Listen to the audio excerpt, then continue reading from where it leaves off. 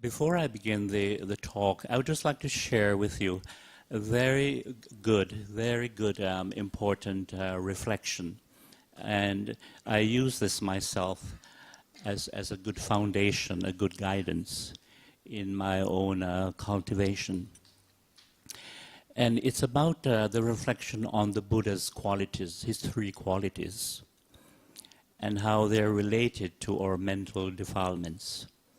Because as you know, we all have mental defilements, because it's a part and parcel of our conditioning.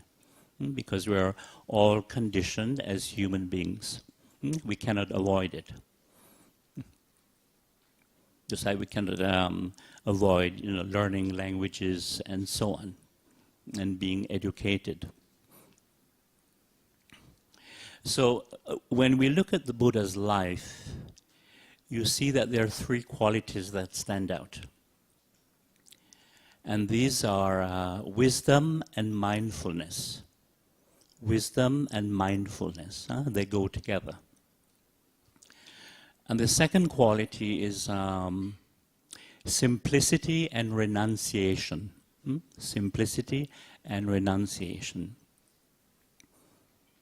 Renunciation means the ability to let go of things. And the third quality is loving kindness and compassion. Now, when we look at our human defilements, we see the main defilement being ignorance and delusion. Ignorance and delusion. And as you know, ignorance is pertaining to attachment to self-view, attachment to ego. In other words, taking ourselves too seriously.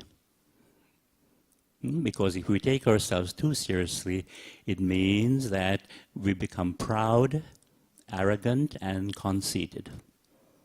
And when we have this defilement, naturally we have problems in life.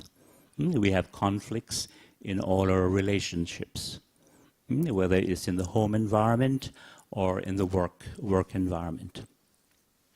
So from this main defilement of ignorance and delusion of course is something that the mind constantly is subject to. But I won't explore this today, but during the retreat we'll be exploring it. And it's really amazing when we understand the power of delusion. So from this main defilement comes self-centered craving and attachment. Self-centered craving and attachment, and also hatred and ill will, what we call our negative emotions. And that includes, disrespect, jealousy, and so on. Now, what is interesting is that when we look at the Buddha's 3 qualities, we see that there's a connection. We see that wisdom and mindfulness is the medicine, the antidote for ignorance and delusion. Wisdom overcomes ignorance, and mindfulness overcomes delusion. Very interesting. And we see that simplicity and renunciation is the medicine or the antidote to selfish craving and attachment. The simplicity overcomes craving, and renunciation overcomes attachment. And of course, we see that loving kindness and compassion is the medicine, the antidote for hatred, ill will, resentment, disrespect, jealousy, and so on. It's a very, very good reflection and a very good guidance, very good foundation for one's practice and cultivation. Now, there are many people around the world, adults, who have difficulty in their relationships. Again, whether it's in the home environment, in the work environment, and just in the society in general. And the main reason for this is that because as children, they never had the proper care, the proper love, the proper affection and compassion. And so, they, as adults, they become very conflicted, full of different complexes, and they become, of course, they have a lot of anger from being abused, and so they tend to be very judgmental, very critical, judgmental. They're not very happy people, and it is very sad. And I've even met myself personally 2 or 3 monks, Western monks, that after having, after speaking with them, say 5 minutes, for 5 minutes, I could tell that they had very unhappy childhood. And they still had some anger from not having this proper care, this love and affection from the parents. And because of that, they tend to be, very serious and very strict, very serious. They didn't have that freedom of the Dhamma, the joy and the peace that Dhamma gives. And I must say, although I'm not a parent, I've never been a parent, or I don't think I am, but I did learn a lot from my parents. Of course, no parent is perfect, no human is perfect. But the most precious thing I learned from them was unconditional love. And I remember when I was in school, they never put any pressure on me. Never. They always said to me, just try to do your best. And in the end, that was the most precious thing they could have given me. Just try to do your best. That's all. And because of that, I was able to remain a very positive, open-minded, and understanding person. Mainly because of this unconditional love. Now, I usually don't give a talk on this topic about nurturing a mindful and kind child. So I've composed something, and I'll be doing some reading. So it's important that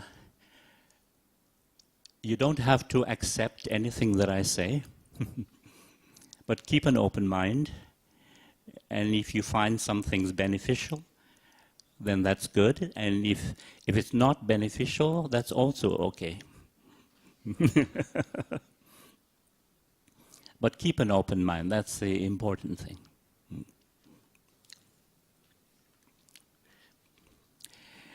In order to nurture or raise a kind and mindful child, it goes without saying that you as parents have to be kind and mindful too. Also sensible and wise, not anxious, worrisome, and controlling. In order to raise happy and well-adjusted children, you too have to raise yourself during the process.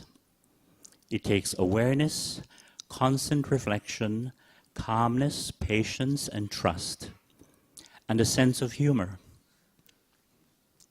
It is unwise to take parenting too seriously. Likewise, it is unwise to take life itself too seriously. A sense of humor is most important. laughing and enjoying the journey while you can. There's a saying that goes, life is but a bridge to cross over. Don't build anything on it. All things are impermanent. Everything changes. Raising and nurturing children is a great learning curve, wonderful and challenging at the same time. And it is indeed a privilege, a gift, that some people don't have. And this privilege should not be abused due to our ignorance and delusion, self-centered craving and attachment. Sadly, there are many neglected and abused children in this world, even in modern, affluent countries. Now, the first thing we need to understand is that children do not come from you, but rather they come through you as another human manifestation of nature's energy and the elements. Likewise, you came through your parents, not from them. Now, your older or elderly parents might not agree with this, but that's another story. Our physical bodies belong to nature, and children too belong to nature, to the changing conditions of nature. They too have to experience sickness, aging, and death. You only provide the genetic material to form their physical bodies. You're only the instrument through which they come. They do not really belong to you. They are not your possessions or your property to be conducted whichever way you seem fit. You are not the maker of their destiny. You cannot mold or shape them according to your wishes, fears, and insecurities. Because if you try to do so, there will be negative and harmful consequences. If you treat children as your property or as your future investment, you're only acting out of self-centered craving and attachment. And there will be consequences, no doubt. Negative karma. Children come with their own destiny. You can only help them with unconditional love and support to make it easier for them to reach their destiny or goal. You can only guide them, not dictate what they should do or shouldn't do. Also, don't try to make them into your own image as extensions of your ego. Don't try to fulfill or to live your unfulfilled life through them. And don't live your complexes and unhappiness through them.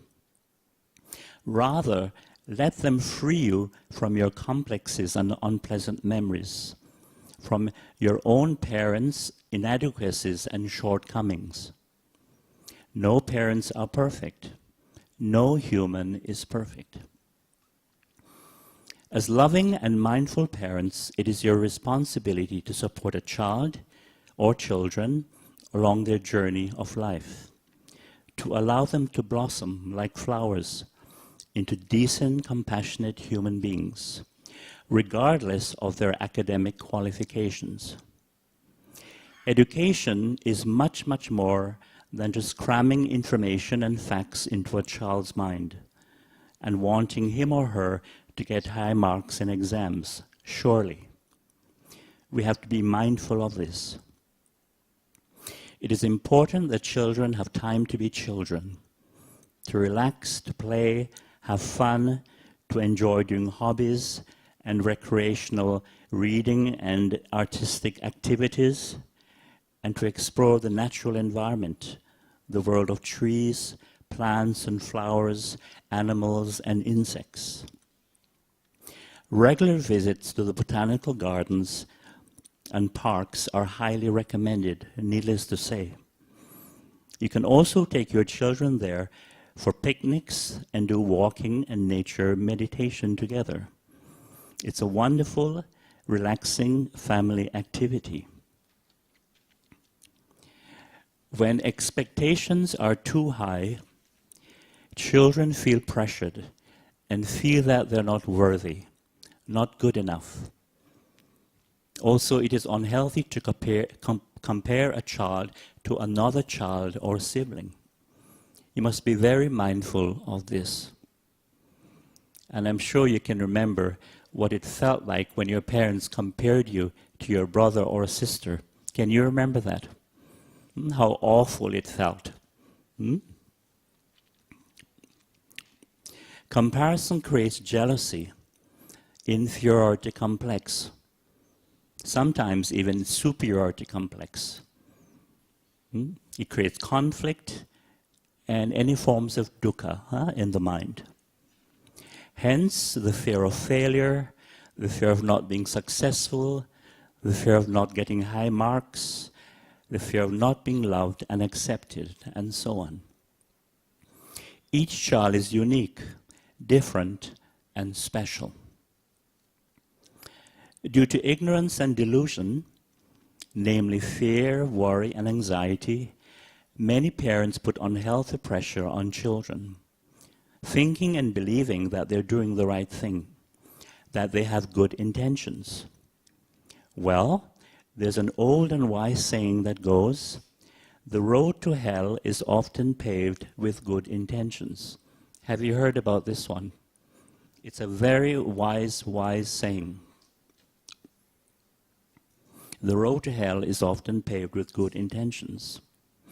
When one is deluded by worry, fear, and anxiety, you can do a lot of harm despite your good intentions. Now, some children can cope with pressure, and some just cannot. And it's only when a child ends up in the hospital with a nervous breakdown, only then do parents realize what harm and violence they have been causing, all in the name of love and caring. Indeed, conscious, mindful parenting is really needed, especially in Asian countries. Love for a child is a natural thing, like breathing is a natural thing. No one has to tell you that you should love your child, your children. No one has to tell you that you have to breathe. But good parenting is an art, a skill that needs to be developed. It can be challenging, no doubt, but it's a worthwhile challenge nonetheless. It takes awareness, mindfulness, calm attention, wisdom, and common sense. Also patience, loving kindness, and compassion, otherwise known as unconditional love. And giving hugs to your children. It is essential that you hug your children, regardless of their age, even if your parents didn't hug you while growing up. You have to make the conscious effort. Showing physical affection is not encouraged, as you know, especially in Chinese culture. I'm aware that most Chinese parents do not hug their children due to their own upbringing. In contrast, children in Korea receive a great deal of affection from their parents, especially from their mothers. Hugging a child or an adult is an expression of loving kindness and acceptance. And this has a very reassuring and calming effect on someone young or older. The seed of compassion and loving kindness is a biological factor. It begins with mother's love and affection, her physical closeness and touch, and mother's milk, of course. We are human primates after all. The healthy development of a child's brain is also dependent on physical touch and affection, not just on food, nutrition, and oxygen. The first 5 years of a child's life, bonding with his mother is essential. A young child learns to be trusting, relaxed, and unafraid. Without proper care and attention, a child quickly becomes anxious and unhappy, with frequent crying. At this early stage, a father's loving attention is important, of course, but not as essential as its mother's. The next 5 to 6 years, bonding with the father becomes more important than before. A child is more ready, and he or she will begin to look up to father as an ideal or role model for guidance. Somehow, it is often easier for daughters to get affection from father than for sons to get the same affection. In fact, many fathers find it difficult to show affection to their sons due to the fact that their fathers didn't show much affection to them when they were growing up.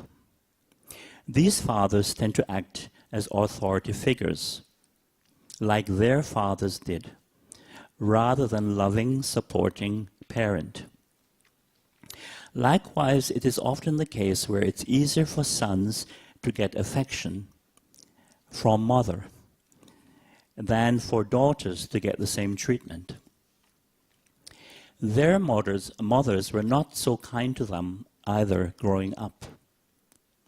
Some mothers tend to be more demanding and judgmental with their daughters, even abusive, because they themselves receive the same treatment from their mothers.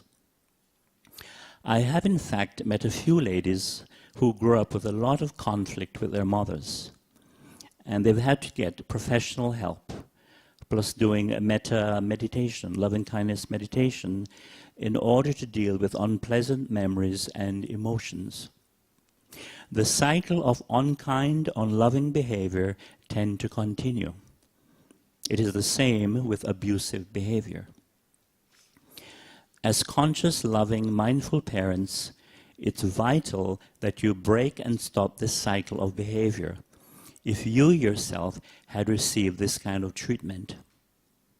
This is where Dhamma practice can play an important beneficial role in letting go of unpleasant, hurtful memories with the attentive energy of mindfulness, understanding, and compassion. And if your children are old enough, it would be most beneficial and healing to practice mindfulness and metta meditation with them. And this would guarantee a good relationship with them when they get older and are at the rebellious stage of being teenagers. Children who become school bullies tend to be those who do not get proper care, love, and affection at home.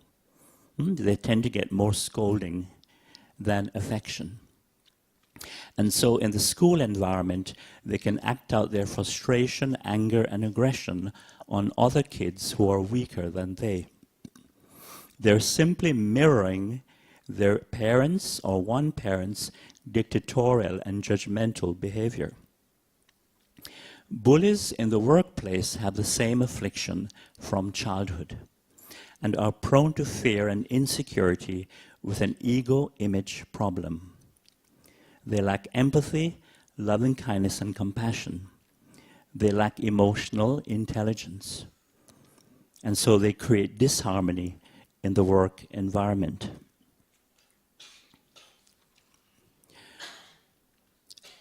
From the age of 10, 11, as children approach the teenage years, it's important that they have good friends and pleasant company at home. At this stage, they need parents who are cool and relaxed, not anxious, worried, and controlling. They need parents who will listen to them with love, respect, and understanding. At this stage, they're beginning to have a mind of their own, and they're trying to figure out who they are in this society. And they will start to be more aware of your behavior and attitude, and they will begin to question them, unless they happen to be mentally challenged or autistic. And they will start to rebel and reject what you're telling them if you keep treating them like 5 or 6 years old. Children at this older age are more intelligent and intuitive than you may think, even if they are not A or A+ students. Who knows? They may be more intuitive than you are, as they are less complicated and agitated mentally, less involved in worldly affairs and business matters.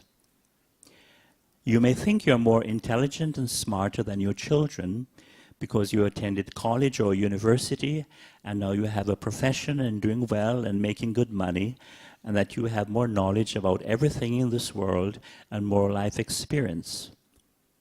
But you're not necessarily wiser or have more common sense than your children. You just have to look around you and see all the anxious, deluded parents and see how they're ill-treating their kids in the name of love and good intentions. Yes or no? If you're intelligent and humble, not proud and arrogant, you'll see that the only real true qualification you have over your children is that you happen to appear a few years before they did. That's all. Something to reflect on. So one of the skills of good parenting is to stop being a parent as such and start being a good friend, like a caring older brother or a caring older sister. Doing regular Dhamma practice together at this stage will definitely benefit both parents and adolescent children and their relationship together in the home environment. Parents will be more relaxed and trusting, more cool and fun to be around with, less anxious, strict and bossy, less afraid and worrisome. You may recall how you felt as a teenager when your parents were too worried, controlling and bossy. Mindful practice and simple yoga postures and stretching would help adolescent children to be more calm, focused and confident, less restless, reactive, confused, frustrated, less impulsive. Incidentally, breathing meditation came from the yoga tradition that evolved in the forests of South Asia, in today's Pakistan, during the Indus Valley civilization, between 1000 to 2000 BC. I was able to visit this area during my overland journey from Europe to India and Nepal. After doing mindful yoga postures and stretching, the body would be very relaxed and flexible, and the mind would be calm and focused. Then doing mindful breathing would be easy, effortless, and blissful. One's being would be totally present in the here and now. Looking back, when I was a confused and frustrated teenager, I could have benefited a great deal from yoga and mindful breathing. It was only when I traveled to India at the age of 25 that I discovered Hatha Yoga, meditation, and the sublime Buddha Dhamma. This spiritual aspect of ancient Indian culture was indeed a true and wonderful blessing, and I'm still benefiting from it today. As human beings, our minds are conditioned by the home and school environment, also by language, climate, culture, food, by the media and internet, by religious beliefs, also by superstitious beliefs, by the society at large. Our minds are conditioned to react. Our brains are programmed, educated to label, to judge and criticize, to compare and discriminate, to condemn, to like or dislike, to want or not to want, to desire or to have aversion, hatred and ill will. This human conditioning is the cause of our conflicts, disharmony and discontentment. It is what creates our mental defilements and suffering, or dis-ease. This reactive and habitual pattern of behavior is the obstacle.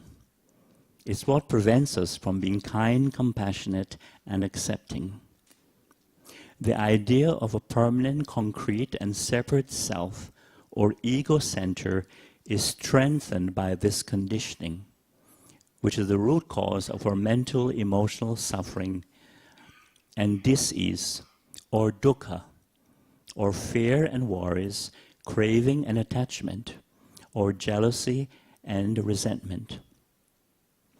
How strongly we are affected by this conditioning, by mental defilements, depend on how much proper care and compassion we receive in the home environment, which also includes relatives and family friends, what we call extended family.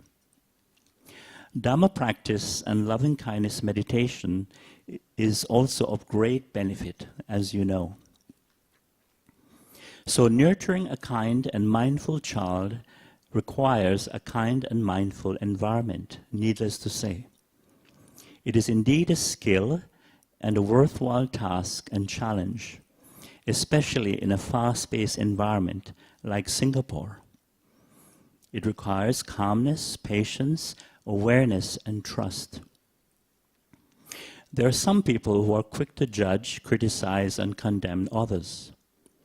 There are some parents who can be impatient and quick to scold, and there are children who can be mean and nasty to other children, depending on how they get treated at home. I know that sometimes it's not easy to be patient with children when you're stressed and busy with many things to do. If you've had a stressful day at work, for example, it is best that you first take care of your stress and physical tension before you take care of your children. You can do exercise, tai chi, qigong, yoga, swimming, and so on. And if you have little or no time after work, there are dynamic mindfulness practices that you can do that are easy and relaxing. And if time permits, you can do mindfulness practices with your children, a most pleasant way to spend time together. A trusting attitude requires wisdom and a relaxed state of mind that is free of worry, anxiety, fear, and clinging. And you keep reminding yourself that your children don't really belong to you, that they really belong to the changing conditions of nature, that they're only temporary gifts from nature, not me, not mine, and that your duty is really to take care of them as best as possible, without abusing them physically, mentally, or emotionally, not putting unhealthy pressure and expectations, demands on them, and to love them unconditionally for as long as you're alive. Now, it's interesting how there are many children around the world who grow, they become much closer to their grandparents than parents. I don't know if you're aware of this. And the reason is very obvious. Right? Grandparents have more free time, right? Because usually parents these days are just too busy. And grandparents too are more, they are more mellow. They're not so anxious and worried as they once were when they were young. So they're more patient, they're more compassionate. And of course they can show more unconditional love to their grandchildren. It's a very obvious fact, isn't it? Also, it is important that that you're honest with your children. Stop pretending that you're Superman or Superwoman. It's very healthy to show them that you're human. And of course, if you don't know something, it is very beneficial that you say, I'm sorry, but I don't know. Very honest. And in the end, they'll appreciate you more for that. And of course, you can promise to help them, to find information for them.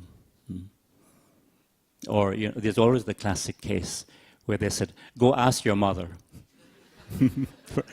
Or go ask your father. Don't bother me. Instead of saying, I'm really sorry, but I don't know. Pretending. Yeah. And also, it's very beneficial when you're honest about the way you're feeling. I'm sorry, but I'm not feeling well today. I'm upset, or I'm sad, or I'm worried, and so on. And you explain to them why you're feeling this way. Because when you're open about the way you're feeling, you're giving them the opportunity to be compassionate, to be understanding. That is the beauty of compassion. To show them that you're human, you're not perfect. Because if we were all perfect, we wouldn't be needing compassion, right? But compassion is beneficial because we're human. Because we all experience dukkha. Some form of mental, emotional suffering. Also, as you know, it is not beneficial to spoil and pamper a child. The reason is obvious. Because when you spoil and pamper a child, they become very self-centered, right? Very self-centered, very selfish, very demanding, and very arrogant.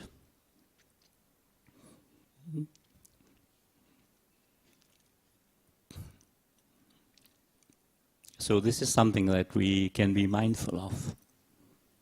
And again, often parents will spoil and pamper a child all in the name of love and good intentions. So we have to be aware of these good intentions.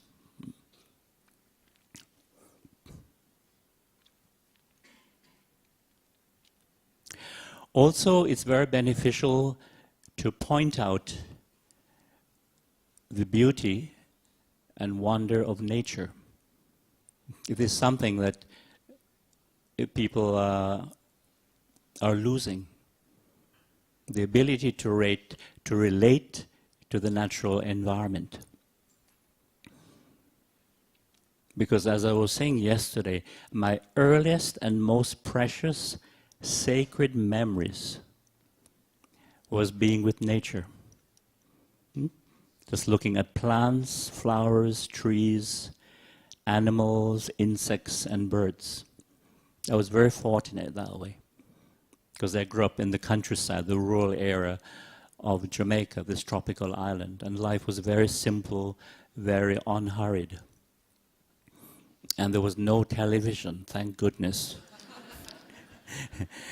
So I spent most of my childhood being outside, just being with the environment. It was just so wonderful. And really my spiritual journey started with nature, and it has come full circle, being back to nature, being able to appreciate nature. Because during my early travels, say in Europe, I went through all the art galleries and museums and seeing incredible, incredible things. But after some years, now I don't go to art galleries and museums anymore. They're not so interesting. But they were wonderful in my earlier days. Now I prefer the natural environment. I like to see trees, birds, insects, and so on. So it's very important to expose your children to the natural environment. And the last time I was in Singapore, 2008, I went with a group of friends to the botanical gardens. So we could do mindful walking in silence, just observing the environment in silence, and then sitting and focusing the mind, and then just open the mind to spacious awareness, and just observe the clouds in the sky, the birds in the sky. Just observe everything in that spacious awareness. It's called nature meditation, because this is what the monks, the forest monks, would do also. You know, they didn't do just sitting, walking. No, they just looked and listened to the natural environment, and the mind would be very peaceful, very calm, very spacious, because awareness is spacious by nature. And so one can rest in this spacious awareness, because the spacious awareness is our true nature. It's called original mind or beginner's mind. And the Buddha calls this the unconditioned state of consciousness. Because conditioned state is just all our thinking, thinking, memories, future projection, and of course the I. Every time we're saying I want, I don't want, I like, I don't like, all that is a part of the conditioning. But we can do this unconditioned state. And you don't have to be a monk to do this. You just have to understand, and you develop that skill to be able to rest in that spacious awareness. And there's great peace and beauty in this. You can say that this is a taste of Nibbana. When you can rest in this spacious awareness, and you see everything coming and going, including thoughts coming and going, including people, say people walking by, they come and go, birds come and go, clouds come and go, but that spacious awareness is there. Now, I think one of the reasons why parents put unnecessary pressure on children is because they equate success and happiness with material success. Of course, all in the name of good intentions, of course. Naturally, you want your child to be successful. So they must study hard, and get the highest qualifications, get the best jobs, get the highest salary, and then they'll be successful. But unfortunately, life doesn't work that way, because material success does not guarantee happiness or a good, decent life. Yes, we need some material success, but we don't need that much, actually, when you think of it. The most important thing is our inner value, our inner human quality, because without this inner value, we will never be happy. We will never be peaceful. The inner value is, of course, kindness, compassion, affection, understanding, patience, calmness, and so on. And because we're social creatures, and you find that when we only think about ourselves, we experience, insecurity, fear, loneliness, and isolation. But we are social creatures. And this is why when we think, when we care about the happiness of others, and we develop this warm-heartedness, then comes the real happiness, the real contentment in life. So this is something that we can reflect on. Because as you know, there are many, many wealthy people in this world. There are people who have much, much more than they could possibly need. And yet they are not satisfied with life. They're not peaceful, they're not content, and many of them don't even know how to relax and enjoy what they have. Yeah? They're constantly looking at their watches and now iPhone, iPad. Because to enjoy your life, you have to learn how to relax.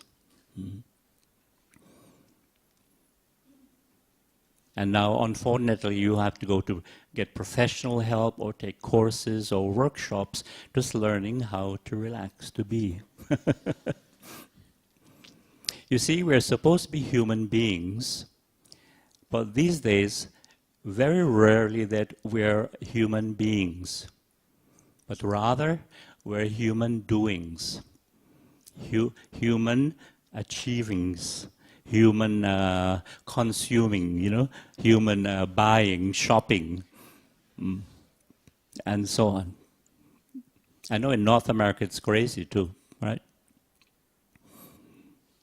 But to be a human being is learning how to relax, how to be.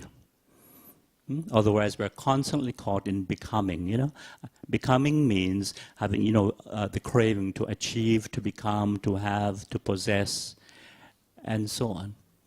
And as we're always caught in this becoming, the craving to become, with that comes the fear, the anxiety of not becoming. It's very interesting.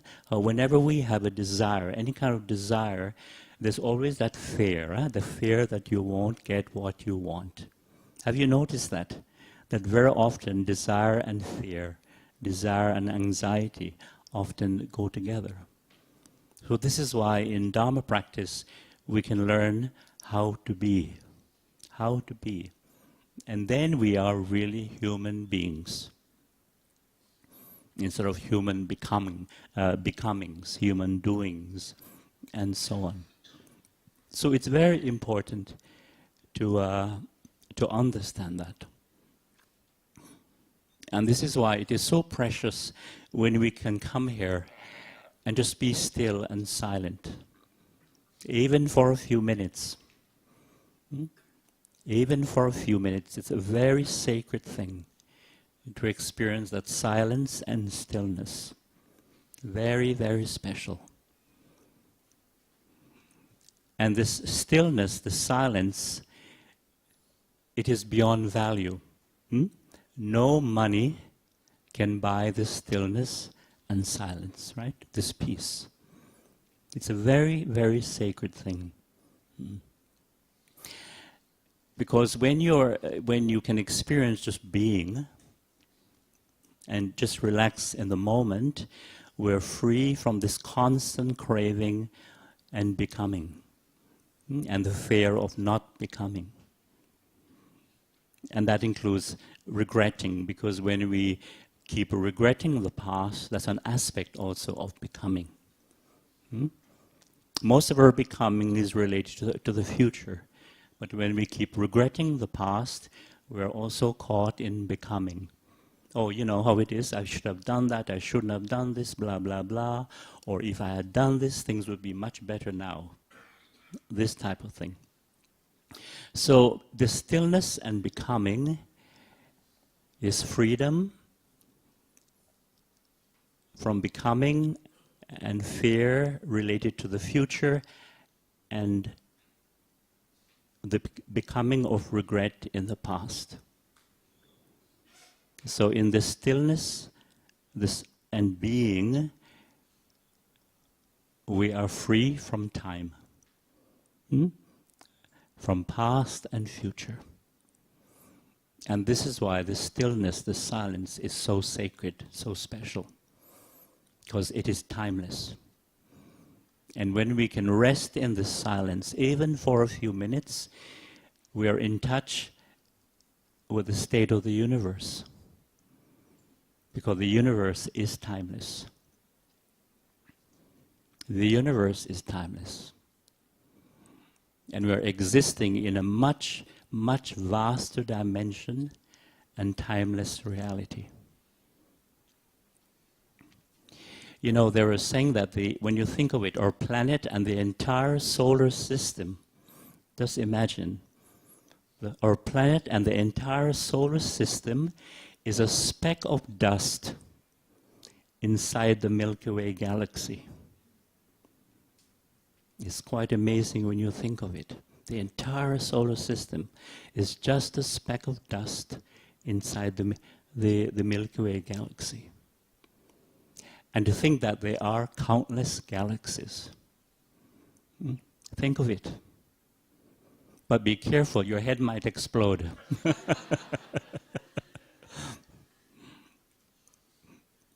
But it's a worthwhile thing, yes. So anyway, at this point, as you know, I could go on and on and on. But I think I should stop at the moment, and if you have any questions or comments, I'll be here also later this afternoon, so if you have anything private you'd like to discuss with me, you're most welcome. Okay, we shall now open to the floor for Q&A. So, anybody wants to have the first shot?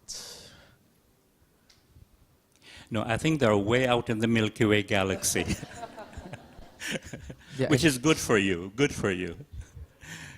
They're enjoying the stillness and peace.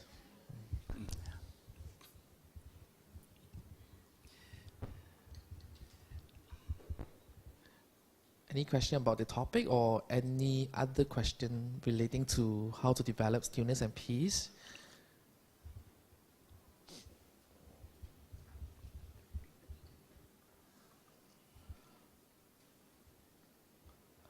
Bhante, you give a very good talk. There's no question. Everybody understands. Yeah, the silence means you're all wise, you're all enlightened now. And I'm very happy with your silence. So shall we say 3 sadhu to Bhante? Sadhu, sadhu, sadhu.